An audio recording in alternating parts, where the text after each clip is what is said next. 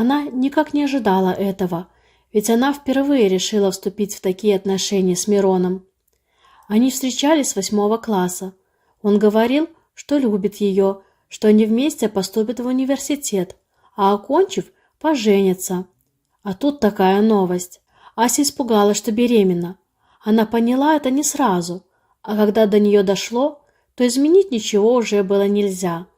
Было уже поздно. Мирон сказал ей о том, что любит ее, но в ближайшее время в планах женитьбы не было.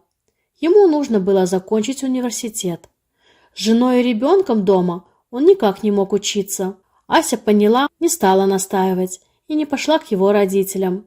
Просто не видела в этом смысла. А когда ее родители узнали, они не смогли с этим смириться. Единственная дочь принесет в дом ребенка, и родители с позором выгнали ее из дома. Нагуляла? Вот и думай теперь, а нас позорить мы тебе не дадим. Не такой судьбы мы для тебя хотели. Испуганная Ася стояла у калитки родительского дома и с грустью смотрела на задернувшуюся занавеску. И что делать? Куда или кому ей податься? Она не знала. Решилась пойти к бабуле и дедуле. У них она бывала редко, ведь отец Аси повздорил со своими родителями и не разрешал дочери с ними видеться. Но Ася тайком все равно бегала к ним. Любила она своих бабушку и дедушку. И из-за отцовской вспыльчивости не собиралась с ними расставаться. И сейчас они единственные родные люди, кому она может пойти. Бабушка, Евдокия Ивановна, оказалась мудрее. «Ничего, внученька, дал Бог дитя, даст и на дитя. Справимся как-нибудь». Они не ругали Асю за происшедшее и никогда ни в чем не упрекали. Все заботы о внучке взяла на себя Евдокия Ивановна. Все вместе переехали из городской квартиры в деревню и жили потихоньку. А квартиру сдали. Хоть и немного, но дополнительная материальная помощь. «Вот хорошо, что дом не успели продать», — говорила она деду. «Здесь на свежем воздухе и ребенку лучше будет. И детсад, и школа, и фельдшер есть». Бабушка следила за здоровьем внучки, чтобы та хорошо питалась, больше гуляла. А вечерами вместе пили малиновый чай на улице, а когда похолодало, то дома в тепле. Вспомнила бабушка, как шила пеленки в молодости своему сыну. И Асю научила. Все же дешевле, когда сама шьешь.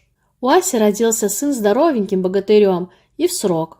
Ася назвала его Виктором в честь дедушки. Евдокия Ивановна с появлением правнука как будто помолодела, помогала внучке во всем.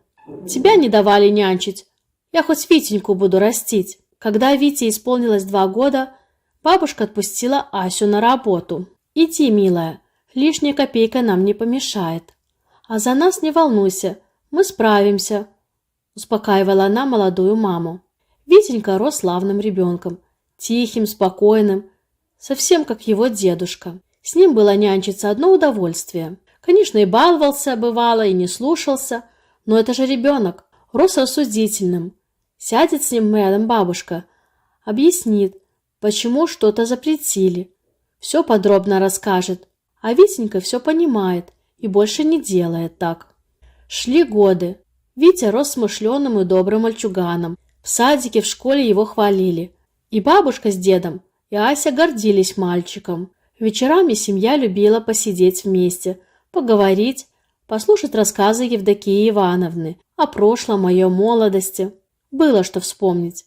Рассказывала бабушка про свое детство, про школу, про жизнь в деревне.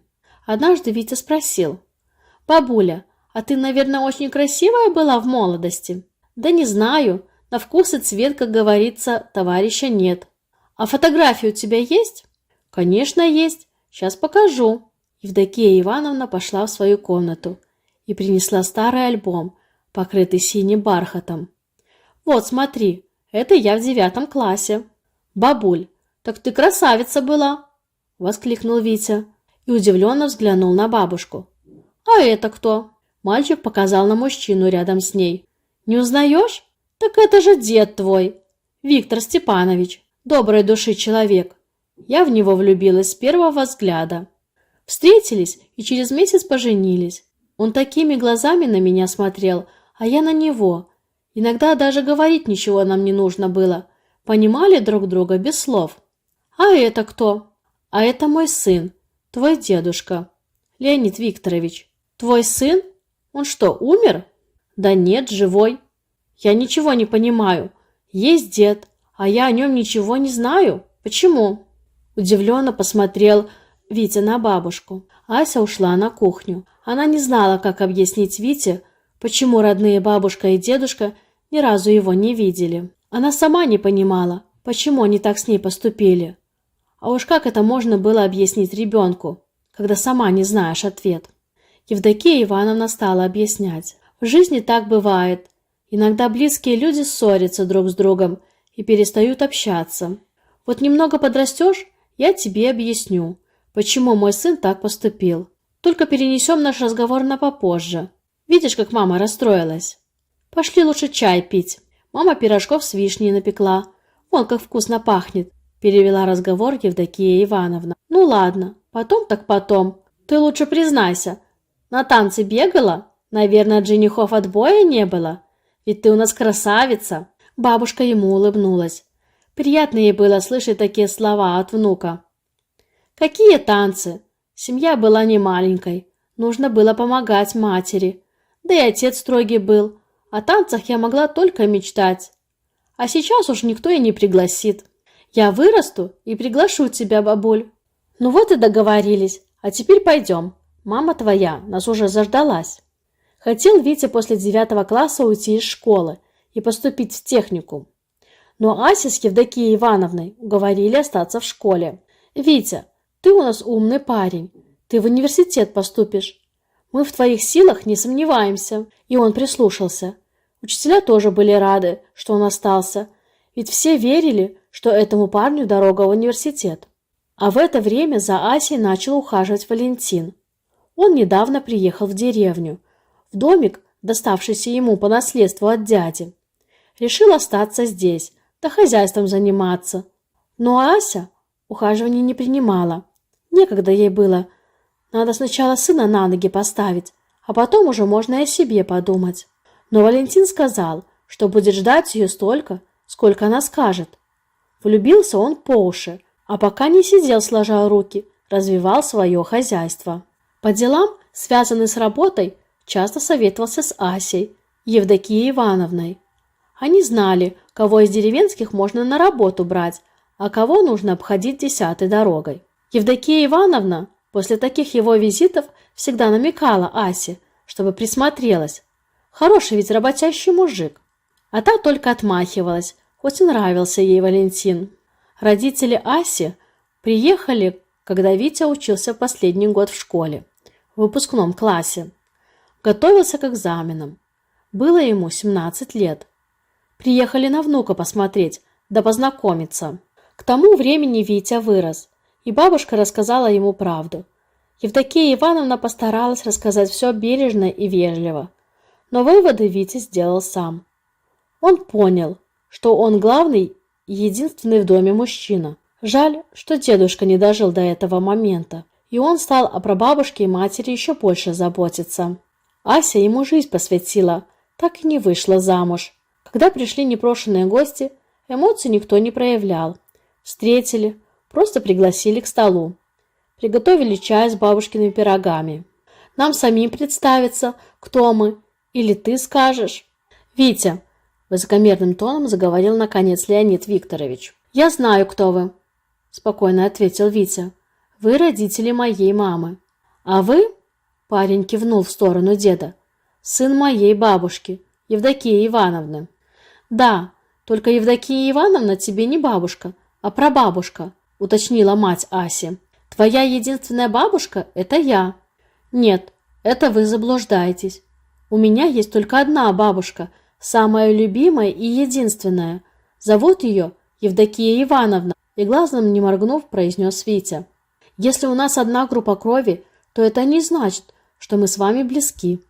Правда, бабушка? Парень повернулся к Евдокии Ивановне. Бабушка не успела открыть рот, как Витя продолжил. Ладно, я пойду. Мне к экзаменам готовиться надо. Витя вышел. В кухне повисла тишина.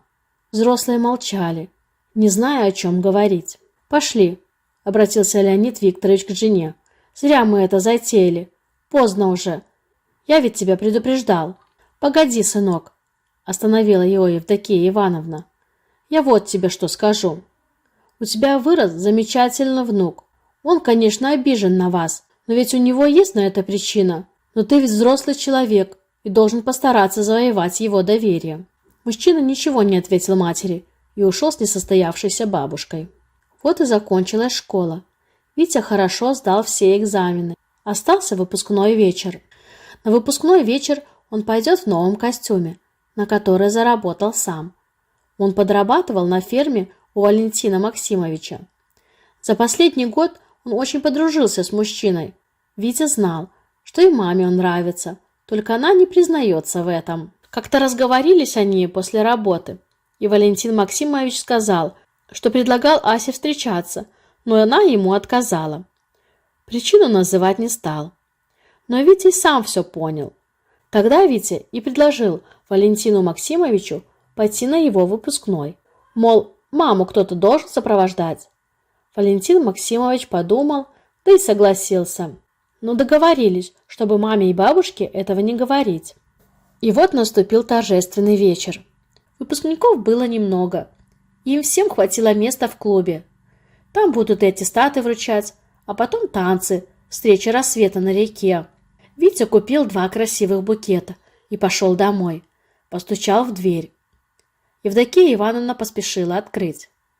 И ахнула. Перед ней стоял красивый и совсем взрослый парень, ее внук. Он зашел, вручил бабушке цветы, а потом неожиданно опустился на одно колено и торжественно произнес: «Дорогая моя любимая единственная бабушка, предлагаю тебе стать моей спутницей на выпускном вечере. Отказа не принимается». Евдокия Ивановна почувствовала себя совсем молодой девушкой. Ася улыбалась, глядя на них. «Эх, внученька, осталась ты на этот вечер без кавалера». Из коридора послышался голос. «Почему без кавалера? А может, я подойду?» Это был Валентин. Тоже в костюме и с букетом цветов. Ася переводила взгляд то на Валентина, то на Витю. «Мам, и ты не вздумай отказываться», — сказал Витя и улыбнулся. Все вместе они шли к клубу, нарядные и счастливые, а им вслед смотрели окружающие и улыбались, радовались за Асю, да восхищались, какой внук вырос у Евдокии Ивановны. Леонид тоже был там, но его никто не видел. Смотрел он издалека на дочь и маму, и уже такого взрослого внука, и сокрушался, что послушал тогда жену.